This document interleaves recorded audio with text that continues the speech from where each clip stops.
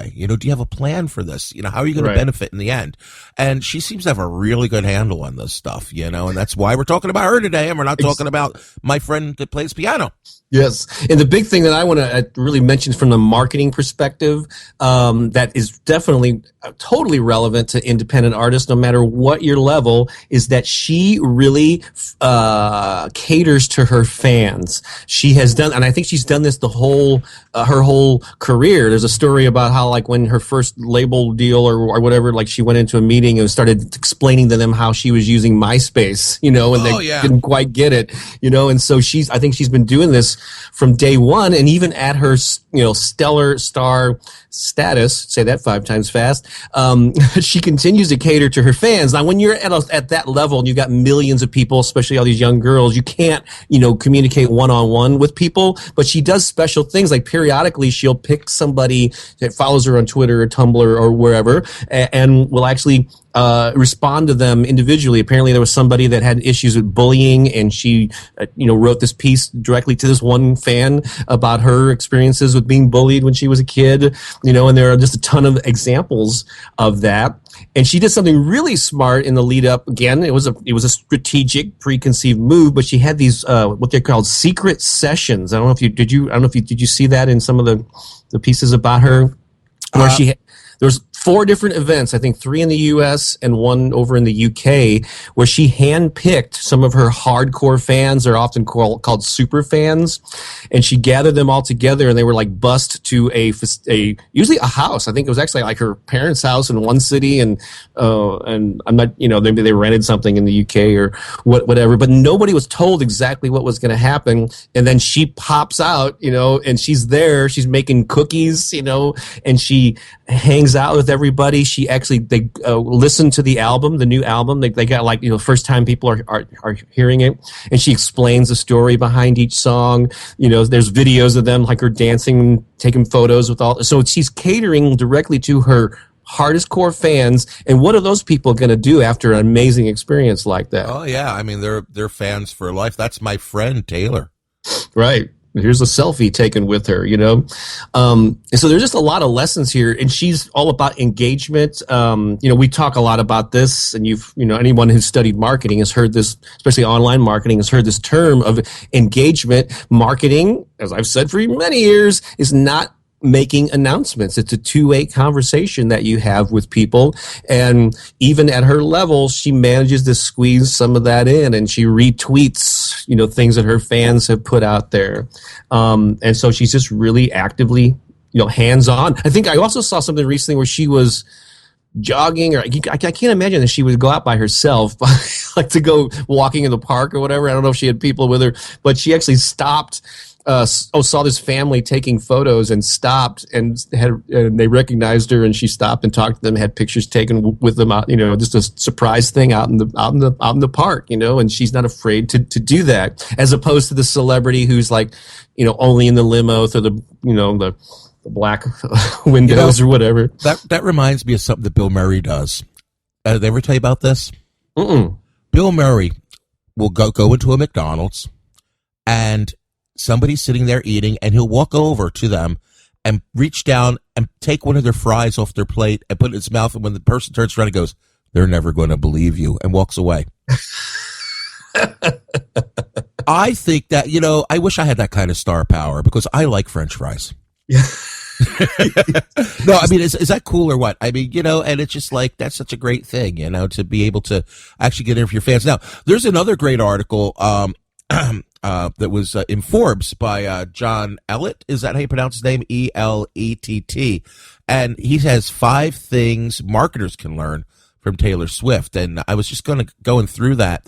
And were you going to go through these one at a time, or you want me to just kind of mention them and we'll riff on them a little bit? Go ahead. Yeah, let's do the riffing. I'll let you lead the way on his points. Cool. Well, the first thing he says, reimagine your brand experience. And this used to be, for us old timers, was called reinventing yourself. And anybody knows me, man, I am the king of reinvention. I'm always even my brand, my Mr. Billy brand. I mean, I'm like, Mr. Billy 10.20, right now. I'm always changing and making it different, and not the same. One thing that Taylor said in another interview was one of the problems with her generation. I don't know if it's a problem. One of the facts about her generation is that, when people come to her show, they've already seen her show on YouTube. So right. It's really challenging to kind of try to find new things to do that they haven't already seen, so she can surprise them and do different things. And that's something I think everybody needs to do, because if you're going out there every night and playing the same stuff, standing in the same places, saying the same things, recording the same albums, you might want to reconsider that. What are your thoughts on that, Bob? Yeah, because I don't have any of the articles right in front of me as we record this, but I took like a whole page of notes from like 5 or 6 different articles that I read and the research that I did. So I'm not sure where I'm getting these from, but I wrote down the phrase "surprise and delight your most passionate followers," and that's what she does. And I remember reading it in her live shows, since everybody knows the songs and maybe the the choreography or whatever, because all the people are like she said, posting them on YouTube or whatever. She'll have like surprise guest singers, and will come out that that are not on every stop of the tour. She'll do those things like dropping in on people or having the surprise, But so figure out ways that you can surprise and delight your fans. And so what is that at your level? No matter what you are, whether you're playing coffee shops or stadiums, it doesn't matter. How can you surprise and delight your fans and cater especially to your most hardcore fans? Yeah, one thing that I've been doing lately is kind of interesting is like people come to our shows, whether it's for the kids show or the Big and Tall, which is the not kids show. And what we do is when we have people come out, we know that are musicians or the parents are musicians or whatever. My son and I, we go to a lot of open mics and open jams. And what we do is instead of promoting our shows, we've been actually promoting these people. I've been getting their text numbers. And what I do is when we decide to go to an open mic and it's in the areas where these people live, I'll give them a text, say, hey, we're going to the open mic tonight. Why don't you come on out and bring your guitar or bring your piano, or if it's an all ages, I'll say bring your kid, and he can get up and do some songs with us or, whatever. And that's a great way. We've been building a new kind of community. And then like afterwards we'll go out to Perkins or whatever. Like we did that last night. It was a lot of fun, and it's really creating a stronger bond. And I noticed a lot of these people that we've been inviting to the open mics to share those experiences with us are bringing people to our shows now and bringing, like one guy plays piano. We've been inviting him to the open mics, and at our last show, he brought like a half dozen people, never been to our show before, and they all signed up for our mailing list and bought merch and stuff. It was very cool. Awesome. Cool. So maybe try that. What else is on that list you got in front of you? This one I love. Truly engage with your community. And I was just watching a video that Rick Barker, who was Taylor's manager, actually, and he was doing a little series on 5 things you need to do to take your career to the next level. Rick's a really great guy down there in Nashville, and he was talking about Taylor's ability to always engaging with her fans on Twitter all the time, like we talked about. He said the key to her success, he said, was her consistency. Mm-hmm. And, and haven't we talked about that, Bob? It's like, like how many times a week, a year, a month, a day, an hour should you, be engaging, be like on social media or whatever, and it's, apparently it's important to have some type of regularity, Yeah, I think it's far more important than the number of hours you spend per day or per week, is just for you to do it consistently over time. And I've said that's one of the keys to success. That's actually what separates professionals from amateurs and our hobbyists is repetition and consistency over time. Anyone can get excited and do something for a few weeks, maybe even a couple months or so, and really pour themselves into it. And then most human beings get distracted, and then they get bored, or they get pulled into something else.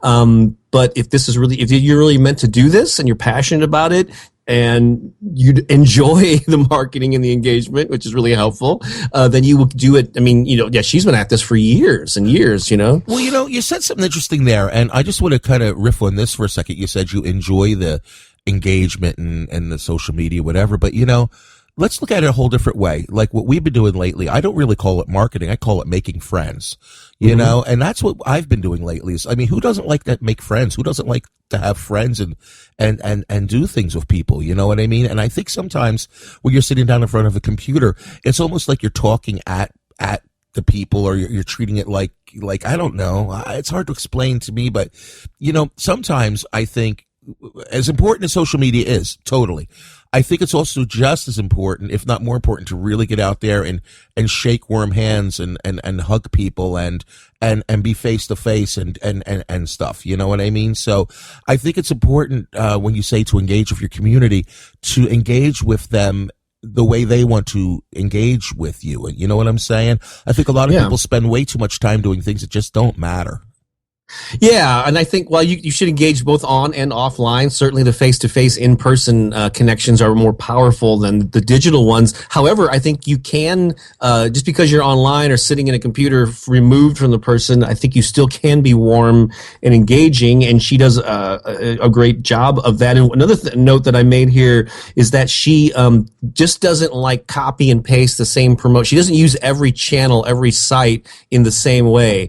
I'm probably even guilty of this. To be honest, you know, I'll take the same little blurb and I'll put it on Twitter and Facebook and all that, and it's a little bit of a lazy way of marketing. But she's active on Twitter and also Tumblr, which is very popular with teens and early 20 somethings. Yep. Mm-hmm. And so, but she doesn't. But she uses them.